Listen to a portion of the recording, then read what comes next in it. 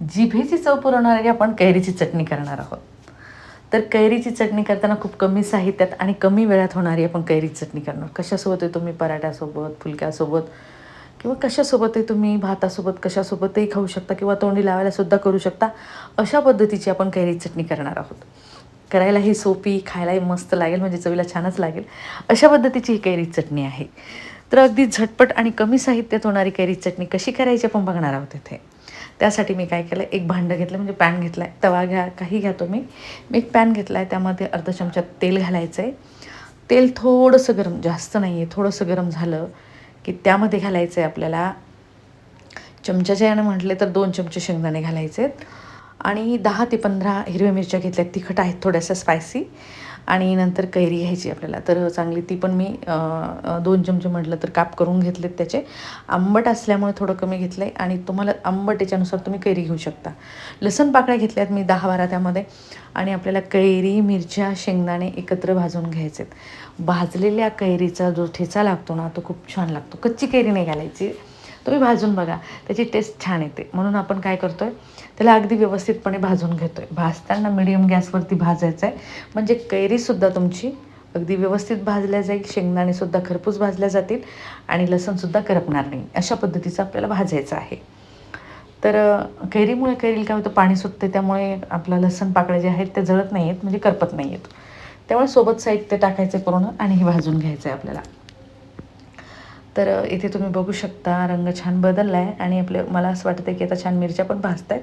पण अजून थोडा वेळ आपण चांगलं 2 ते 3 मिनटं त्याला व्यवस्थितपणे भाजून घेणार आहोत, म्हणजे ठेचा आपला अगदी खमंग आणि रुचकर लागेल. करायला खूप सोपं आहे, इतकंच साहित्य लागतं, जास्त काही साहित्य लागतही नाही आहे. खूप तामझाम पण नाही आहे, गरमीचा टाईम आहे, पण झटपट तुम्ही तोंडी लावायला किंवा प्रवासात पोळ्या न्यायच्या असतील तर तुम्ही ही चटणी नेऊ शकता. चवीला पण छान लागेल, लोणच्याची गरज नाही, कशाची नाही. ठेचा दोन्हीचं कॉम्बिनेशन एकच काम करतं, त्याच्यामुळे छान लागेल हा ठेचा.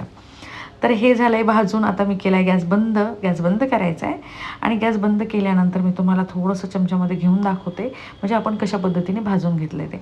अगोदर घ्यायचं मी थोडंसं कोथिंबीर होता, अजून असेल तर कोथिंबीर घाला, माझ्याकडचा संपला आहे म्हणून मी थोड्याशा काड्या निवडून घेतल्यात आणि त्या घातल्यात. नंतर घ्यायचं आहे आपल्याला, थंड झाल्यानंतर एक मिक्सरचं भांडं किंवा खलबत्ता असेल तुमच्याकडे तर तुम्ही खलबत्त्यामध्ये सुद्धा थोडंसं आवडधवड कुटुंब करून घेऊ शकता किंवा तव्यावरती सुद्धा एखाद्या भांड्याने तुम्ही कुस्करून घेऊ शकता, म्हणजे ठेचा करून घेऊ शकता, तो पण छानच लागेल. पण मी काय केलं आहे, अगदी सोपं जाण्यासाठी, पटकन होण्यासाठी आपल्या मिक्सरच्या भांड्यातून टाकून घेतला आहे. तव्यावरती असेल ना, थोडंसं तांब्याने किंवा त्याच्या बुडाने करून घेतला तर तो छानच लागेल. तर हे झालं, आपल्या मिरच्या मस्त भाजून चवीनुसार मीठ घालायचं आहे त्यामध्ये.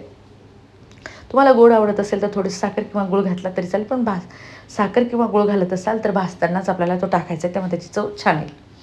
तर ही झाली आपली चटपट आणि झटपट होणारी चटणी तयार. बघूनच तोंडाला पाणी सुटलं आहे. मस्त शेंगदाणे त्यातले थोडे थोडे जाड आहेत, मिरच्या पण अगदी व्यवस्थित बारीक केल्यात आपण आणि ठेचा पण छान बारीक झालेला आहे, म्हणजे त्यातलं आंबा पण, म्हणजे कैरी पण छान बारीक झालेली आहे. तर मी अगदी मस्त लच्छा पराठा करून घेतला आहे, मस्त लाल मिरची पावडर घातली आतमध्ये आणि छान आपलं तयार झालेलं आहे, म्हणजे चांगला खरपूस भाजून घेतला आहे.